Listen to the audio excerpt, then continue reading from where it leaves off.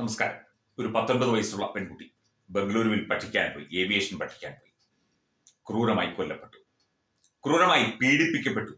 പലരും ഈ പെൺകുട്ടിയെ പീഡിപ്പിച്ചു എന്നുള്ള ചില റിപ്പോർട്ടുകളും പുറത്തു വരുന്നുണ്ട്. നമ്മുടെ കുട്ടികളെ നമ്മൾ പഠിക്കാൻ വിടുമ്പോൾ അവർ പഠിക്കുന്നുണ്ടോ, അവർ വേറെ ഏതെങ്കിലും ബന്ധങ്ങളിൽ ചെന്ന് ചാടുന്നുണ്ടോ എന്ന് തീർച്ചയായിട്ടും മാതാപിതാക്കൾ അന്വേഷിക്കണം. പ്രത്യേകിച്ചും അന്യ നാടുകളിൽ പഠിക്കാൻ പോകുമ്പോൾ ഒരു കുട്ടിയുടെ ജീവിതവും ജീവനും ഭാവിയും ഒരു മാതാപിതാക്കളുടെ സ്വപ്നവുമാണ് ഇല്ലാതായത്.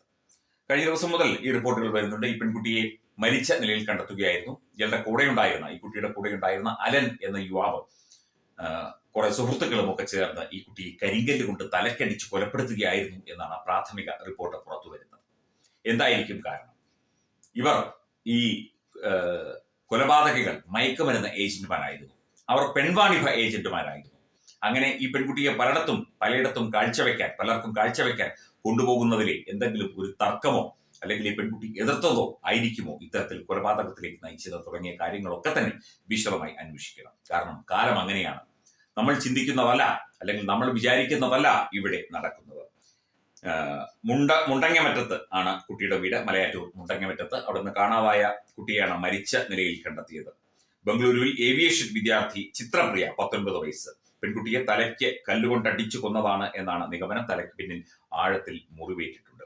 സംഭവത്തിൽ നിർണായക CCTV ദൃശ്യങ്ങൾ പോലീസിന് ലഭിച്ചു. ഈ അലൻ എന്ന് പറയുന്ന വ്യക്തിയുടെ കൂടെ ഈ കുട്ടി ബൈക്കിൽ കയറി പോകുന്നതും മറ്റ് ചില ബൈക്കിൽ വരുന്ന യുവാക്കളുമായി സംസാരിക്കുന്നതും ഒക്കെ തന്നെ അത്തരത്തിൽ സംശയാസ്പദമായ സാഹചര്യത്തിലുള്ള നിരവധി റിപ്പോർട്ടുകളും CCTV ദൃശ്യങ്ങളുമാണ് ഇപ്പോൾ പോലീസിന് ലഭിച്ചിരിക്കുന്നത്.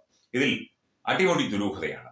ഈ കുട്ടി വീട്ടിൽ നിന്ന് വെറുതെ പുറത്തേക്ക് പോവുകയാണ് എന്ന് പറഞ്ഞാണ് ഇറങ്ങിപ്പോയത്. വീട്ടിൽ അബദ്ധിക്കുമെന്നതാണ്. ബംഗളൂരു പഠിക്കുന്ന കുട്ടി ഈ എറണാകുളത്തും അതുപോലെയുള്ള നഗരപ്രദേശങ്ങളിലുമൊക്കെയുള്ള ഈ യുവാക്കളുമായി എന്തിന് കൂട്ടുകൂടി, അല്ലെങ്കിൽ കൂട്ടുകൂടുന്നതിന്റെ പിന്നിലെ ഉദ്ദേശം എന്തായിരുന്നു? ഈ യുവാക്കൾ ഈ കുട്ടിയെ പല രീതിയിൽ ചൂഷണം ചെയ്യുകയോ ഉപയോഗിക്കുകയോ അല്ലെങ്കിൽ കാരിയറായി ഏതെങ്കിലും തരത്തിൽ ഉപയോഗിക്കുകയോ ചെയ്യുകയായിരുന്നു. ഒരുപാട് വിഷയങ്ങളുണ്ട്. ഞാൻ ആദ്യം പറഞ്ഞത് പോലെ നമ്മുടെ സമൂഹം വളരെ ദുർഘടമായ, സഞ്ചരിക്കാൻ വളരെയധികം ബുദ്ധിമുട്ടുള്ള പാതയിലൂടെയാണ് നമ്മുടെ സമൂഹം കടന്നു പോകുന്നത്. പ്രത്യേകിച്ചും നമ്മുടെ വിദ്യാർത്ഥിനികൾ, പെൺകുട്ടികൾ ബംഗളൂരുവിലും അതുപോലെ മൈസൂരുവിലും അതുപോലെ തമിഴ്നാട്ടിലെ വിവിധ പ്രദേശങ്ങളിലും ഒക്കെ നഴ്സിംഗും മറ്റും പഠിക്കാനായി ധാരാളം പേർ പോകുന്നുണ്ട്. മൃതദേഹം കണ്ടെത്തിയ സ്ഥലത്തിനടുത്ത് രക്തക്കറയുള്ള കല്ല് പോലീസ് കണ്ടെത്തി. സംഭവത്തിൽ പെൺകുട്ടിയുടെ ആൺസുഹൃത്താണ് ഇയാൾ എന്ന് പറയുന്നു, അലൻ. ഇയാളെ ചോദ്യം ചെയ്ത് വിട്ടയച്ചു. അലൻ അടക്കം കൂടുതൽ ആളുകളെ കാലടി പോലീസ് ചോദ്യം ചെയ്യുന്നുണ്ട്. ശനിയാഴ്ചയാണ് ഈ കുട്ടി വീട്ടിൽ നിന്ന് പോയത്. എന്തായാലും കൂടുതൽ ചോദ്യം ചെയ്യലുകളും പരിശോധനകളും അന്വേഷണങ്ങളും ആവശ്യമാണ്. ഒപ്പം ഒരു ജാഗ്രത കൂടി കേരളത്തിലെ മാതാപിതാക്കൾ, പ്രത്യേകിച്ചും പെൺകുട്ടികളുടെ മാതാപിതാക്കൾ പുലർത്തേണ്ടതുണ്ട് എന്നതിന്റെ സൂചനകളിലേക്ക് കൂടി ഈ സംഭവം വിരൽ ചൂണ്ടുന്നു.